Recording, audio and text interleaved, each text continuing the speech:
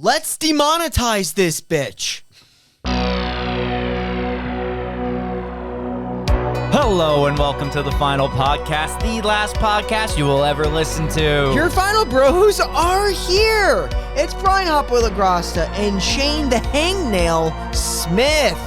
And today we are bringing you Deadstream. I believe Deadstream is a Shudder original. I'm almost positive. I think this is this guy's directorial debut as a like main movie. Is it him and his wife, or is him and him and his wife? I think directed it, but he stars in it. Yeah, he does. He's the star. He is Mr. Deadstream. He's Sean Ruddy. Yes, failed YouTuber.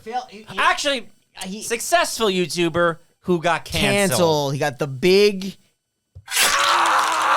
axe. The whole movie's kind of like a mystery to see like why he gets canceled, but he is going to try to reinvigorate his YouTube career, his stardom, by doing something that nobody else has done before. He's going to spend the night in a specific haunted house. It's the scariest house in the entire country, Shane. Yes, it's haunted not just by one ghost, not just by two ghosts. I think we got 3 ghosts in this one. Yeah, got a lot of ghosts. We got the corner man. We got Mildred. We got the Siamese twin children. Yeah.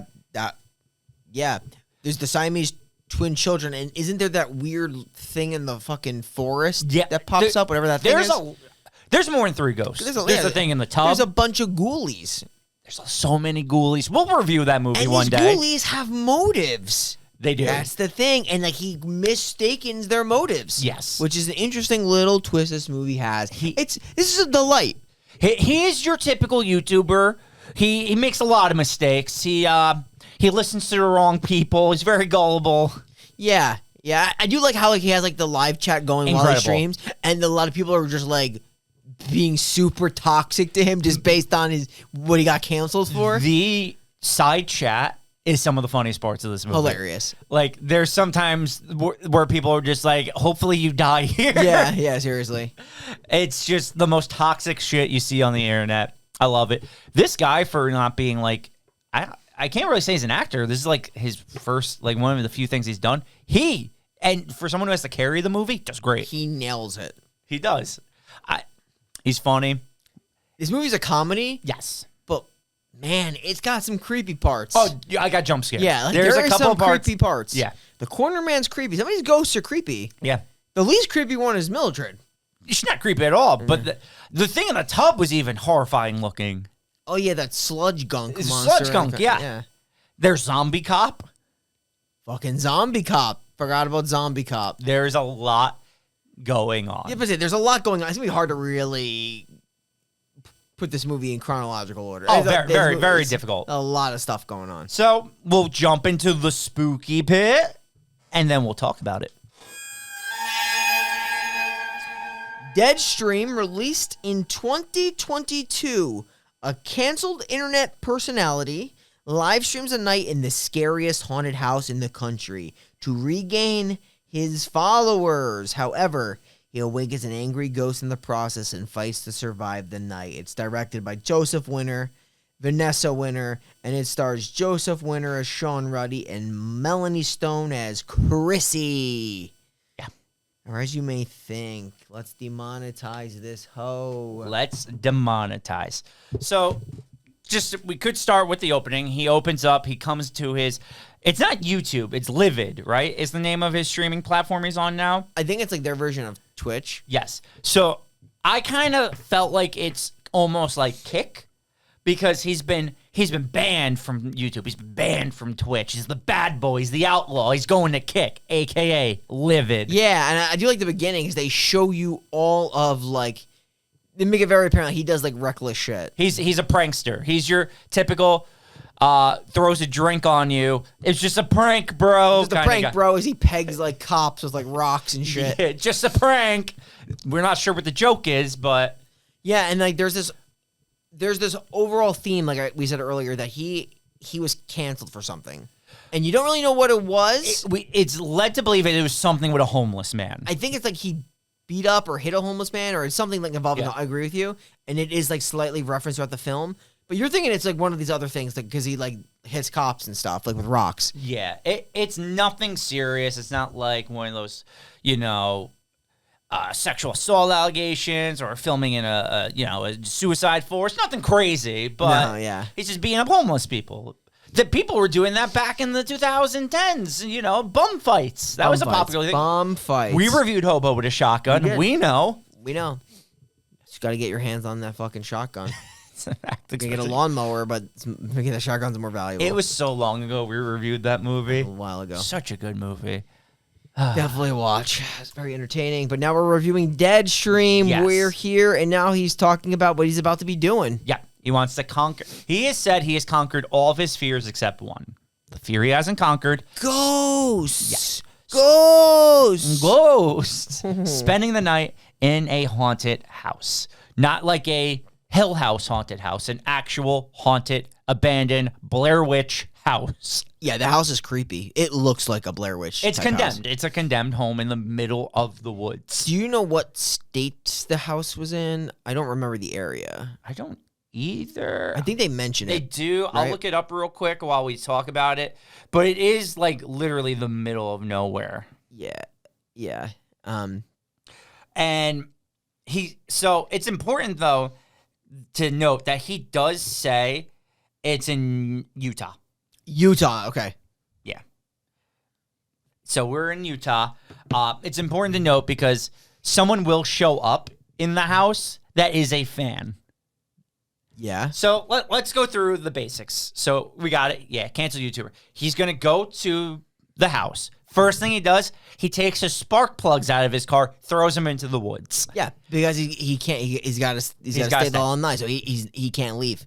And now I had two thoughts in my Sure. head. One, he's an idiot because even if he gets through the night, how the hell is he going to get home? True. Or two, this is all for the live stream. Yeah, I mean, like it's for flavor. Yes. But then he goes into the house and he throws the house key to unlock the door in the grate. Yep. And I'm like, okay, so this guy is just dumb. Yeah. Because they show him lock it with his own master lock. Yeah, so he's going to have to... Getting out of there is going to be a little bit of an issue either way. Like, if he's going to make it through the night or not. Yeah. He's going to have to bust out. He's literally going to have to bust. So, yeah, he's in. He's done these things. We're going to see him go from room to room, and he's going to start putting up cameras in the corners of the room. He's setting up equipment because he does have, like, his, like... He's got, like, POV, but he's also got a bunch of cameras that can capture him going throughout the house. So he has his GoPro facing in both directions. So you get a POV and a shot of his face, the cameras in the corners. He duct tapes off the cameras to the top. And that's important because the duct tape is used in this movie more times. I know. Yeah. It's kind of almost like an ongoing joke. Duct tape, yeah. Did you notice, like, there's a first part where he's putting the camera in, I think, the corner man. It looked like someone was in the closet. Yeah.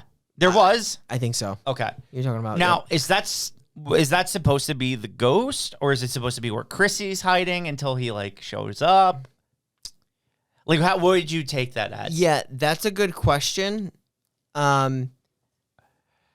I mean, I think it could be almost anything. Right, yeah. I think it could be anything. I don't think it specifies what It doesn't. I just have a bunch of questions about Chrissy, I mean, herself, just showing up. Like, I obviously, we find out what that's about. Yeah. But, I don't know if it was just summoned there, or is it just, like, actually, like, Mildred herself?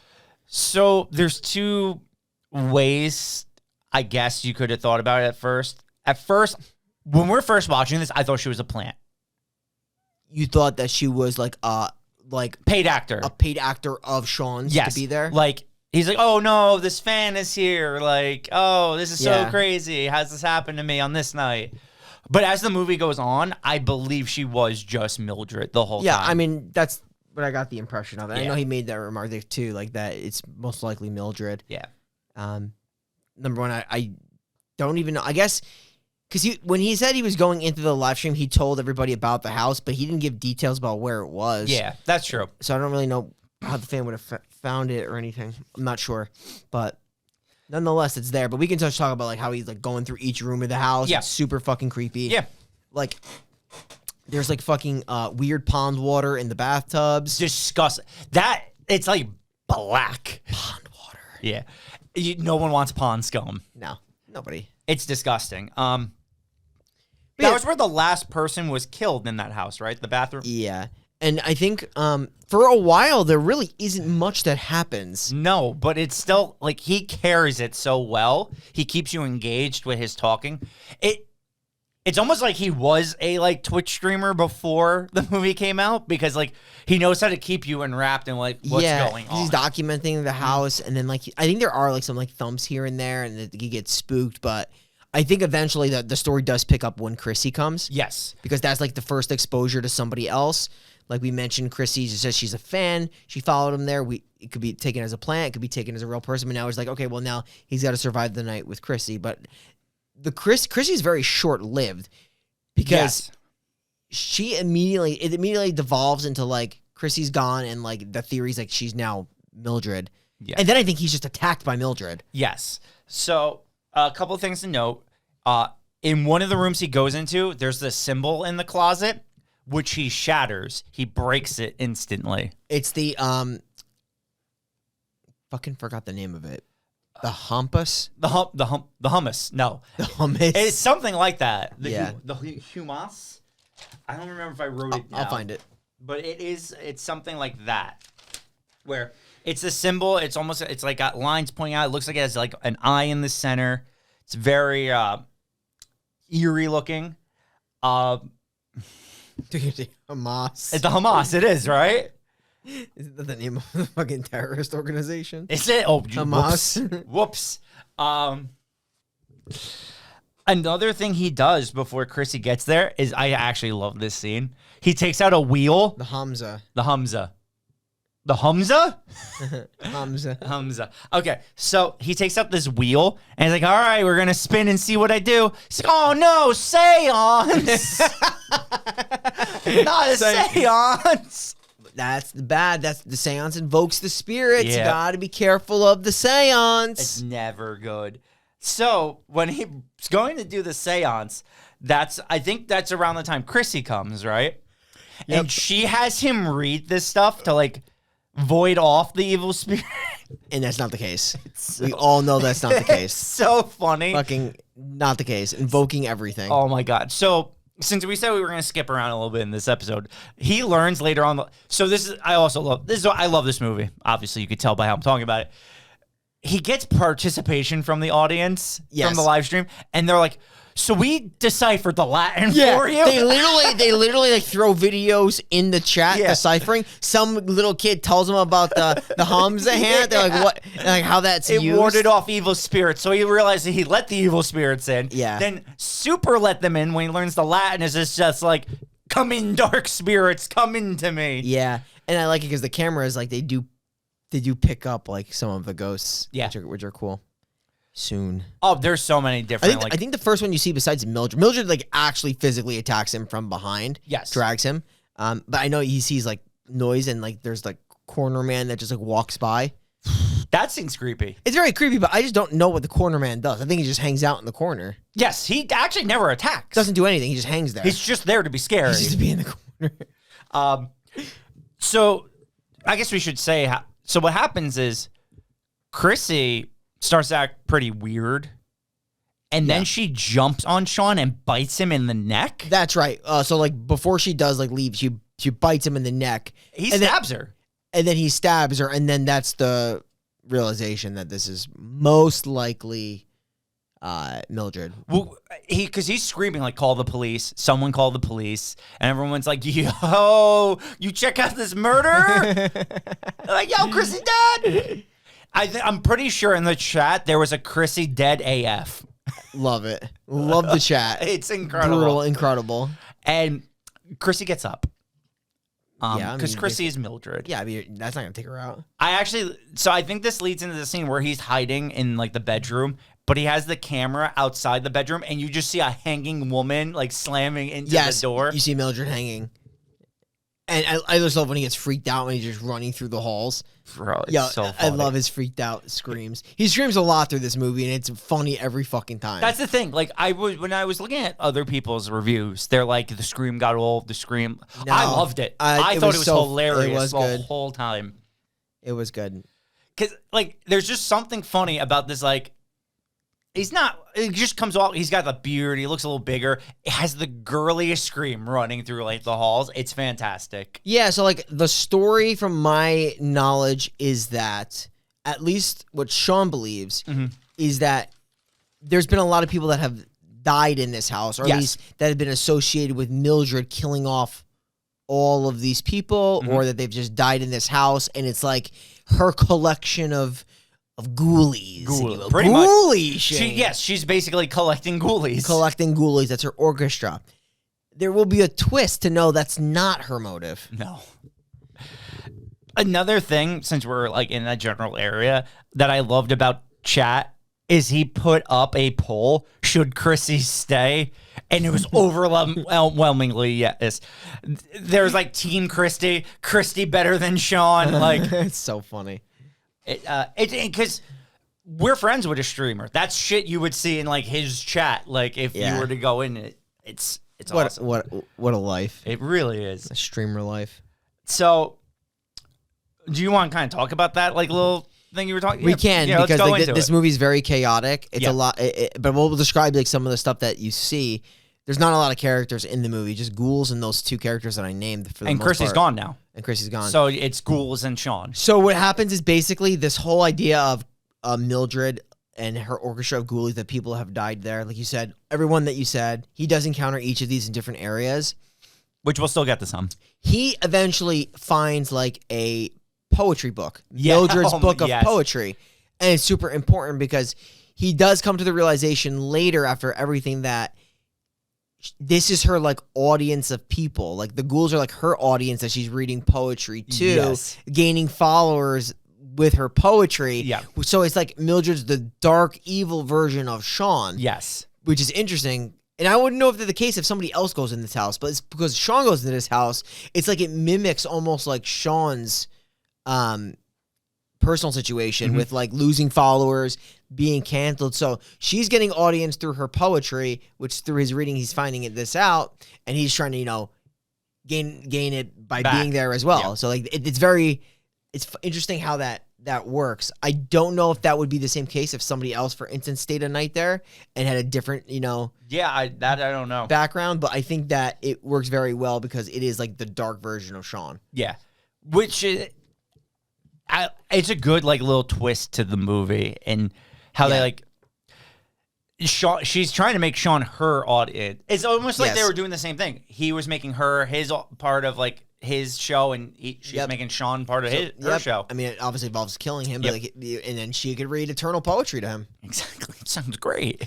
Yeah, but yeah, he's like using this guidebook to like go like it's helping him like with the poetry. He's like reading through stuff, get him through the house. We could talk about some of the ghouls he encounters. I mean, he does encounter ghouls everywhere. He walks into a room and sees what looks just like a dead Siamese twin baby. A That's ghost. terrifying. In the little boy's room. The little boy's room. Terrifying. So after he sees that, though, I think is when he decides like he's getting out. So he goes, tries to get the key, right? But the key's like missing or something like that. Yeah, and that's the thing, because he vowed to his audience, like, remember, like he threw everything away? He said that if he heard a noise, he's going towards it. He's not going away, he's going towards it. So now he's already reneging on what he said. I'll give him some credit. He did go towards a lot of noises at the start. He did. And totally started getting bit in the neck and Got like... bit in the neck, starts seeing Mildred hanging from a fucking... Yeah, I think at that point, he saw the Siamese boy twin thing. And in the beginning, he did say, like, this is where supposedly Mildred hung herself, and it was in the exact same location. Yeah. So he jumps out the window. Yeah. And he runs to his car, and then he realizes the spark plugs are missing. And then he has to go into the forest, where he finds... I don't know what this is. What the fuck? It's a googly-eyed rat creature. I don't know. Does it crawl on all fours? Yes. Yeah, it comes back in the house, too, It's nightmare right? fuel. Yes. It is nightmare fuel. So for a movie that is a comedy, it does have very good visual, like, gross monsters. Like, it's disgusting looking, whatever the fuck it is. It's true. He's gonna come out of that though, and there's gonna be a police officer. They're like, he's like, someone called the police here, said there was a murder. It's so funny. He looks normal, but the guy's just there. Yeah. And then he's... Does he get stabbed? Yeah. Does he get stabbed right here? Yep. Right? Yeah, that's what I thought. It's not so normal. No. No. He just turns into it like a zombie, right? Right away. He just turns into a zombie, and I believe Sean stabs him. Yes. Well, Sean jumps into the car first, right, to hide, and then From he him. comes through, and that's when he like Yep. stabs him through. There were so many. All right, so just to give him like what I thought was going on, there's a lot of times still up until this point, I thought it was all a show. Yeah. I thought. Oh, Like, you thought this was all performance? yes. Interesting. Up until he stabbed the cop zombie in the chest, I'm like, that's impossible to do on a live stream. Yeah. Because like even when like Chrissy got stabbed in the neck earlier before she turned into Mildred, I'm like he could have like maybe like had her work with, I don't know. It just then I was like, okay, this is all real. Like this is definitely all real. He runs back into the house though after this, right? Yeah, he runs back into the house. I don't know when the first reference of the pond water comes, but that does, he does hear the reference of pond water. I do also know that Mildred does like actually incapacitate him at some point. It's when he gets back in the house, right? Because he wakes up in the bathtub. Yeah, she knocks him out, but drops him in the pond water bathtub where he's there and he's not alone, Shane. No. He has. This is straight up a monster from like Army of Darkness. It's a deadite. It looks like it literally is a sure. deadite that he pulls out of the tub. I was thinking, I'm like, do you think, and be honest with me, that Sean's getting a fucking blowy? From Mildred or the deadite? The deadite. I'm going to say no on this one, actually. Oh, okay. Yeah, I'm going to have to say no on this one. It looks more like he's drowning him. It's weird. It's all weird. He's in the water. The deadite's in there. You know what? Anything can happen. Deadites, they're sick. They who knows what they do? Yeah. They could rape. They could rape. But yeah, he does. He's going to get out of the bathtub. And then he does kind of like start getting the logic of like sort of like what he has to do. There is that Hamza thing that is, that is stationed on the floor. It's like a white chalked hand palm. Yeah, the hand kind of looks like. Wait, like in the bathtub, doesn't he also eat something gross or something gross happens like in there? Like he puts something weird in his mouth, right? You're right. He does put something in his mouth. Is it mouth. like an eyeball or something? It is an eyeball. Yeah. It is absolutely an eyeball because that thing, I think, pops out an eye. Yeah, and he eats it. He eats it. I don't know why he eats it, though. He's possessed. Remember his eyes are white at the time? Yes, because he's possessed by Mildred. Yes. So it possesses him to, like, eat this shit. Yes. It's just gross. I just had to point that part out. I forgot about that. Yeah, he had the opaque eyes because he was completely consumed by her. Disgusting. Now we could talk about the... He does shake it off, though. Yeah, because it's on the floor, and he knows that, like, even through the poetry actually kind of helps him. I think Mildred was probably using this, too. Mm-hmm. And I know he got the help from that one person in the chat. Chat. That he has to basically get her in there, but he doesn't realize it because Mildred even mentioned about like sacrificing a limb. Yeah. You know what I mean? And like he was like, what do you mean? But he realized he does have to actually, in order to do this, he has to get her there and then sacrifice a limb, which he does do. He cuts his finger off. Chops his finger off, which is a bloody fucking scene. Wild. Yeah, this movie, I guess we haven't really done it justice. Pretty gory at times. Very gory. Like the stabs in the neck. It's like, it's all like, it's very like Evil Dead. Does he take what is it? Is it a butcher's knife? Butcher's knife. Yeah. Cleaver. He takes a meat cleaver. And he just fucking cuts his finger off real quick. It's just gushing. And then he gets her, and he like bonds her to that. He just knocks her out, right? Yeah, he just knocks her out. He ties her to the floor. Yeah. And then he cuts his thing off, and it works. Yes. Like she explodes. She literally pops. Yeah. But, and the cool part about this, the ending, it's a little bit of like an interpretive ending. Yes. Is that the ghoulies come out. Mm-hmm. The ghoulies, Shane. Because he defeated Mildred. He didn't defeat the ghoulies. No. But here's the thing, and this is my question. Are they now his audience? Is he like the new Mildred? Are they just bound to him, or are they going to kill him?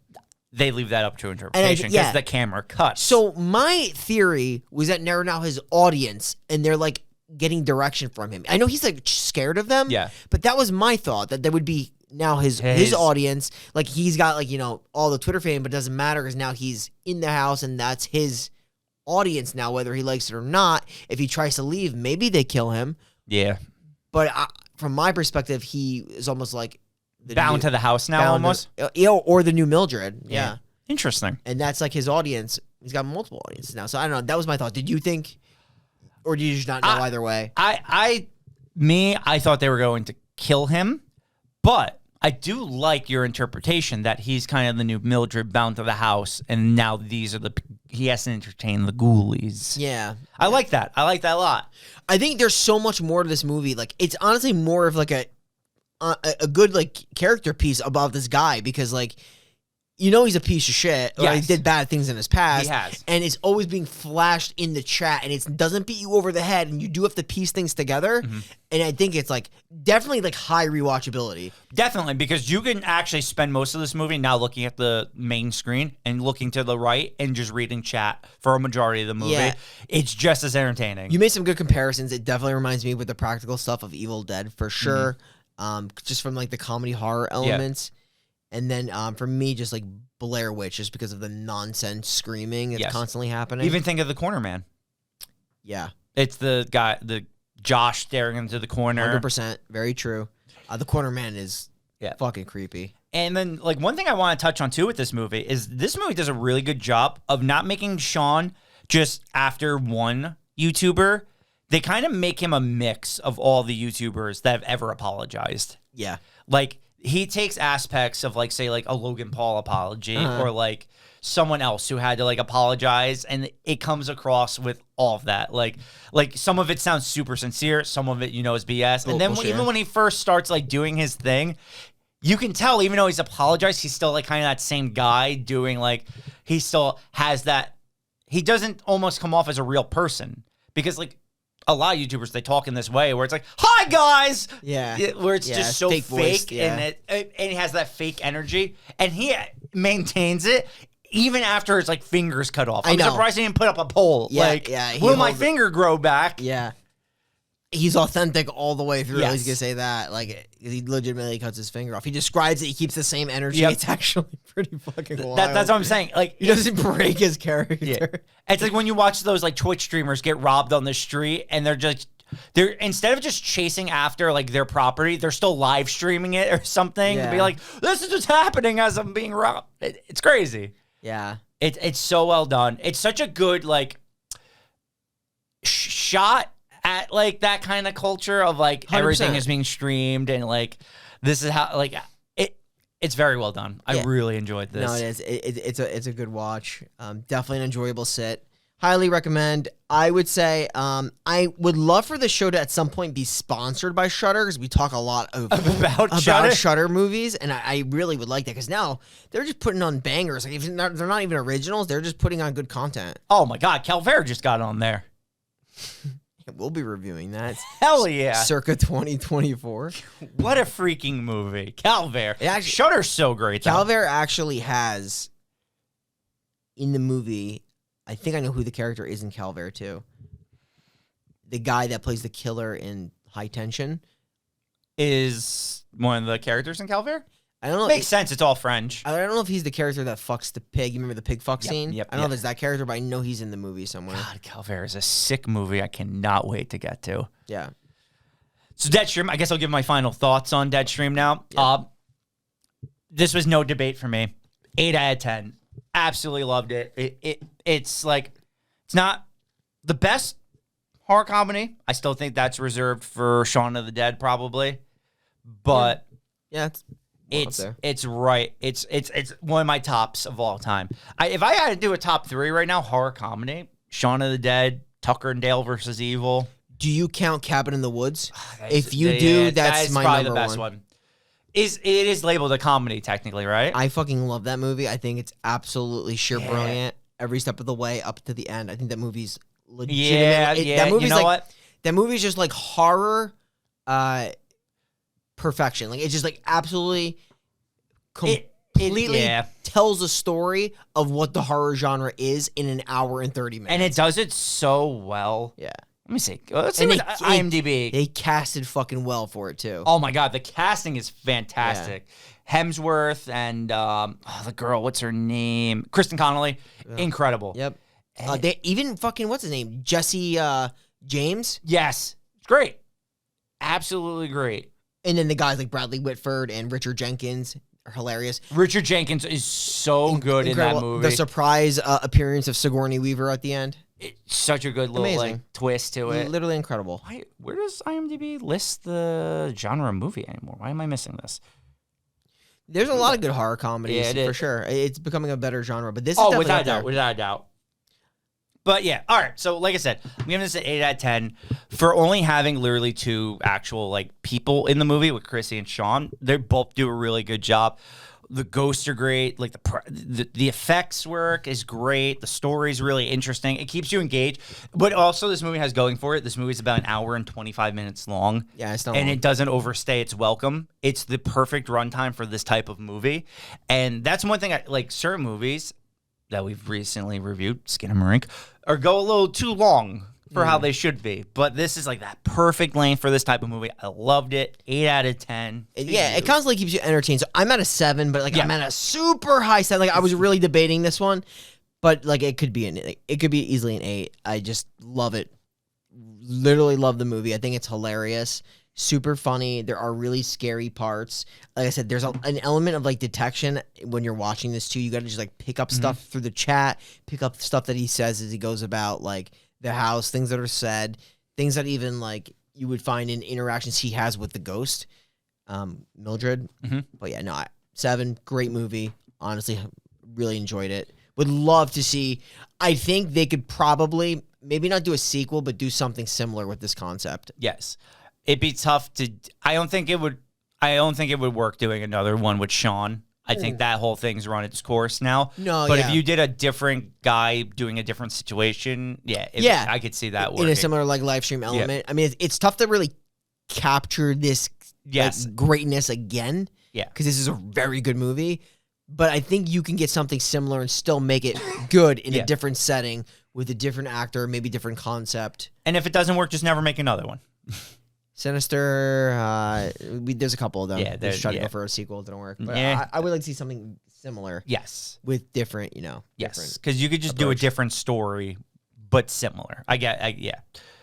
So Necronomicon, technically, everyone who was dead was already dead, right? Yeah, I mean, like... Because even Chrissy, if we go with our theory that Chrissy was always Mildred... I think the answer has to be just like Mildred. She's like the only really character that died. He fucking kills her. Well, she's already dead. Dead, that's the issue. Fuck. So how does that work? Because he technically killed a ghost. Have we ever killed a dead person before? I don't know. He doesn't die. No, he doesn't. At least we don't see him die. We can't definitively say. I mean, I think we do it. I think we put Mildred in. I think we safely put Mildred in, and the reason why I'm saying that is because even though she is dead, they replay her death in the movie with her being hanged. I would comfortably say that we could put Mildred in the Me too, because she blows up. That's a whole new level of dead. She's even dead. She pops like she busts. Like if she busts. Yes. So if you believe in spirits and souls, that no longer even exists for Mildred because it's gone. It blew up. It got Hamza'd. Yes. So, with that said, Mildred's going in our Necronomicon. So, Mildred. We do know a lot about you, Mildred. Normally I say I don't know a lot about you, but you are someone special. You I know a lot about. I know you like poetry. You like to have an audience. She's a woman of the arts. I was going to say she's just a woman in general. All the attention's always got to be on her. She literally cannot have enough attention. Exactly. Sean coming in, wants to do his thing, have a good time. You know why that bothered her? The attention wasn't on her anymore. It's always got to be about Mildred. It's always got to be about Mildred. The interesting is Sean is bringing millions of viewers to Mildred. Yes. She wants that. She wants that. Is what she wants. That's that crazy. exposure. So the only way she could keep it is by killing Sean and taking his audience. That's true. So then all eyes are always on her. Doesn't go that way. It doesn't. But we get that because we want eyes on us. That's why we do the podcast. So for that, we're going to honor you, Mildred. And you're going to put you in our Necronomicon. Well said, Sam. Thank you. Well said, sir.